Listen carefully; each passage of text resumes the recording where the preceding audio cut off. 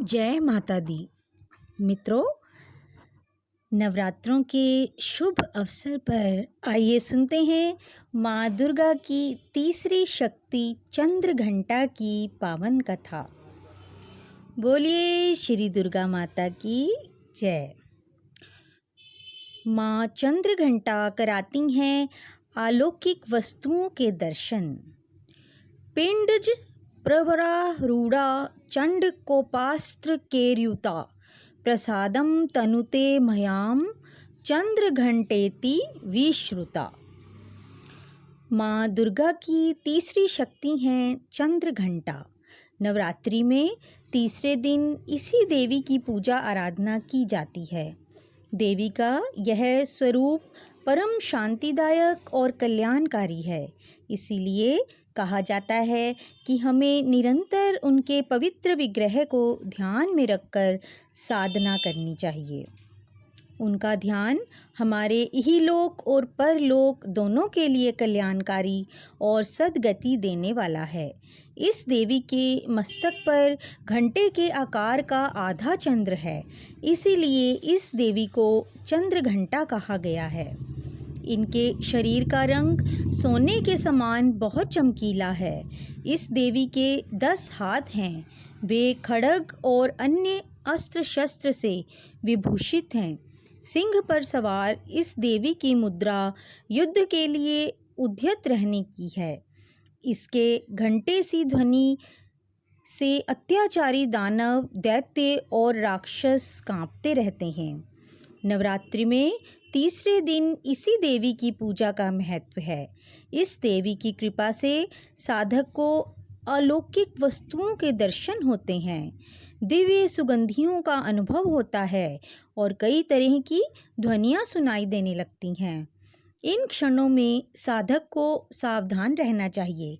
इस देवी की आराधना से साधक में वीरता और निर्भयता के साथ ही सौम्यता और विनम्रता का विकास होता है। इसीलिए हमें चाहिए कि मन, वचन और कर्म के साथ ही काया को विहित विधि विधान के अनुसार परिशुद्ध पवित्र करके चंद्र घंटा के शरणागत होकर उनकी उपासना आराधना करनी चाहिए। इससे सारे कष्टों से मुक्त होकर सहज ही परम पद के अधिकारी हम बन सकते हैं। यह देवी अत्यंत कल्याणकारी है। तो बोलिए माँ चंद्र घंटा की जय हो। आइए मित्रों, दुर्गा स्तुति में से आज हम 5वें अध्याय का पाठ करते हैं। जय माता दी। ऋषि राज कहने लगे, सुन राजन मन लाए, दुर्गा पाठ का कहता हूँ 5वां मैं अध्याय। एक समय शुंभ निशुंभ 2 हुए दैत्य बलवान, जिनके भय से कांपता था सारा जहान।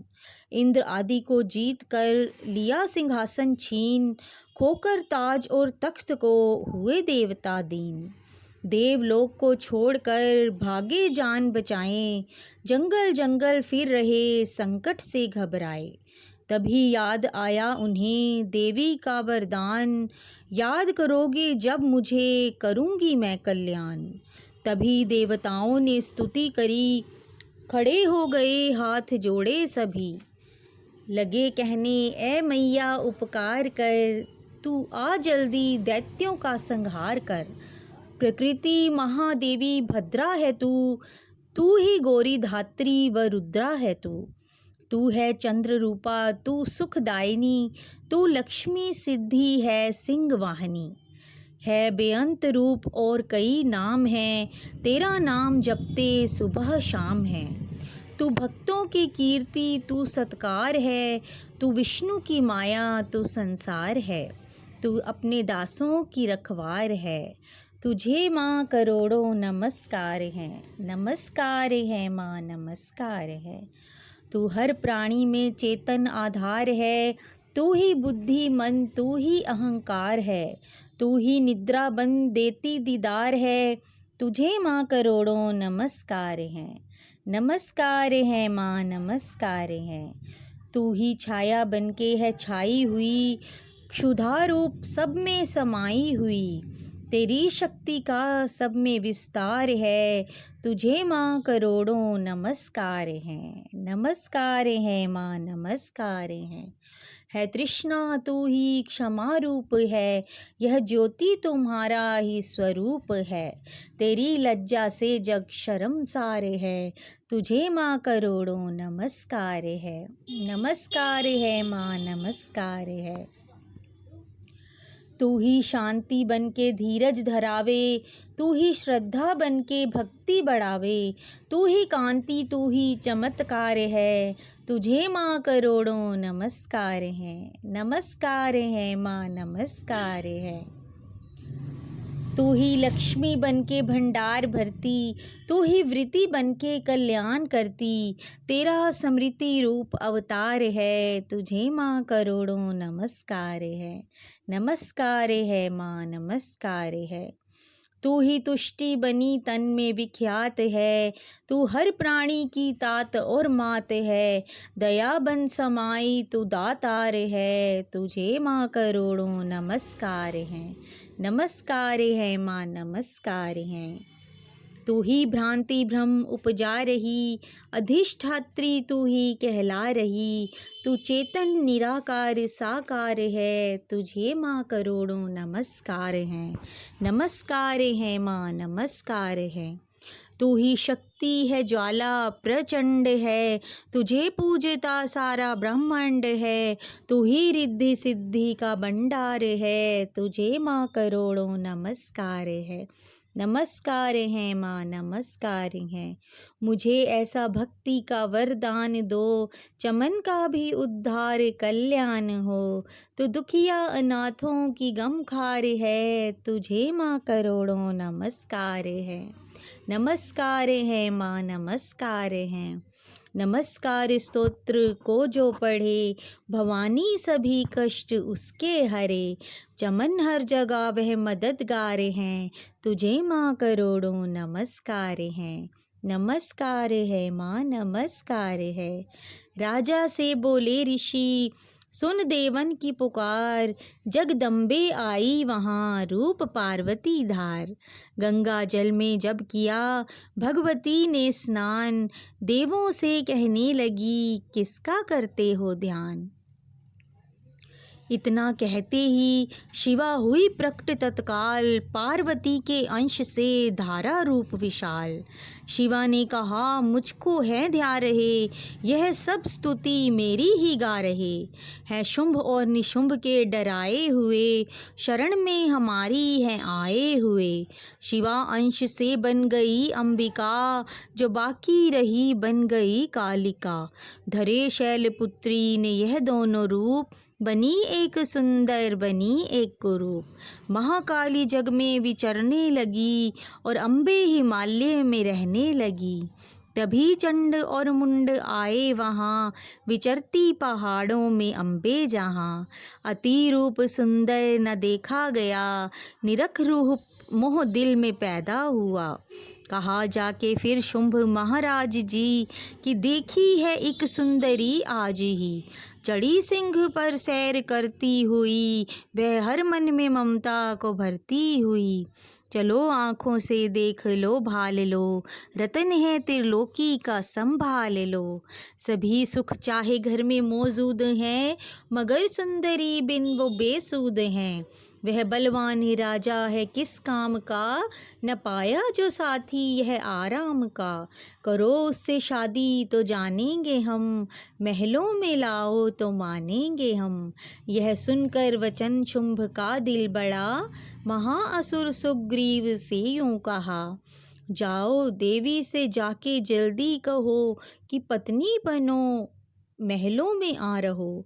तभी दूत प्रणाम करके चला, हिमालय पे जा भगवती से कहा, मुझे भेजा है असुर महाराज ने, अति योद्धा दुनिया के सरताज ने। वह कहता है दुनिया का मालिक हूँ मैं, बस त्रिलोकी इसका प्रतिपालक हूँ मैं। रत्न हैं सभी मेरे अधिकार में, मैं ही शक्तिशाली हूँ संसार में। सभी देवता सर झुकाएं मुझे, सभी विपदा अपनी सुनाए मुझे। अति सुंदर तुम स्त्री रत्न हो क्यों नष्ट करती सुंदरताई को। बनो मेरी रानी तो सुख पाओगी, न भटकोगी वन में न दुख पाओगी। जवानी में जीना वो किस काम का, मिलाना विषय सुख जो आराम का। जो पत्नी बनोगी तो अपनाऊंगा, मैं जान अपनी कुर्बान कर जाऊंगा। दूत की बातों पर दिया देवी ने ना ध्यान, कहा डांट कर सुन अरे मूर्ख खोल के कान। सुना मैंने वह दैत्य बलवान है, वह दुनिया में शहजोर धनवान है। सभी देवता हैं उसके हारे हुए, छुपे फिरते हैं डर के मारे हुए। यह माना कि रत्नों का मालिक है वो, सुना यह भी सृष्टि का पालिक है वो। मगर मैंने भी एक प्रण ठाना है, तभी ना असुर का हुक्म माना है। जिसे जग में बलवान पाऊंगी मैं, उसे कंत अपना बनाऊंगी मैं। जो है शुंभ ताकत के अभिमान में, तो भेजो उसे आए मैदान में। कहा दूत ने सुंदरी ना करूं अभिमान, शुंभ निशुंभ हैं दोनों ही योद्धा अति बलवान। उनसे लड़कर आज तक जीत सका ना कोई, तू झूठे अभिमान में काहे जीवन खोए।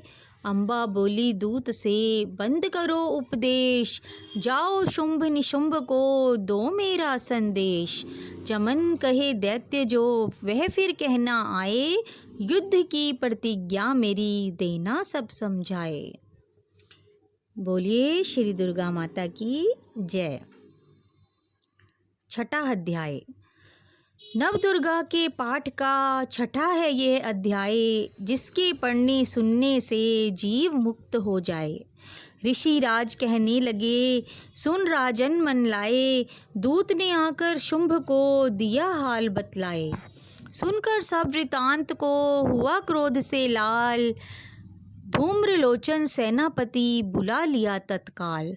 आज्ञा दी उस असुर को सेना लेकर जाओ, केशों से तुम पकड़कर उस देवी को लाओ।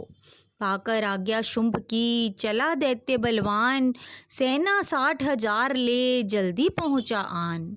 देखा हिमालय शिखर पर बैठी जगत आधार, क्रोध में तब सेनापति बोला यूं ललकार।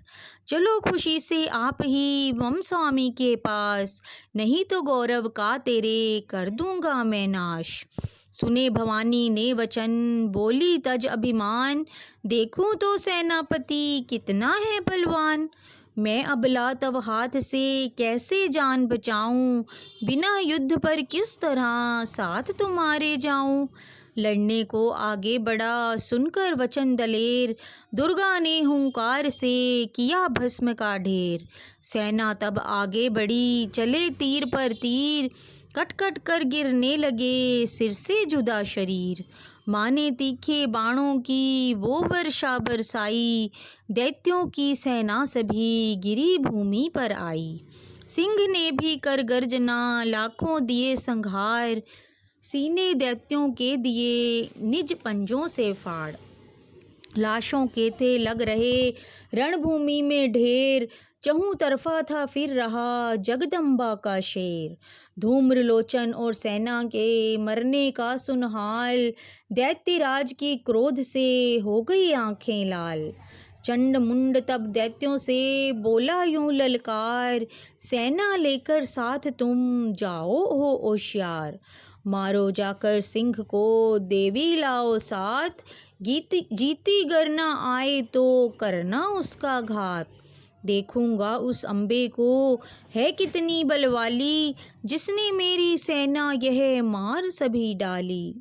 आज्ञा पाकर शुंभ की चले दैत्य बलबीर, चमन इन्हें ले जा रही मरने को तकदीर।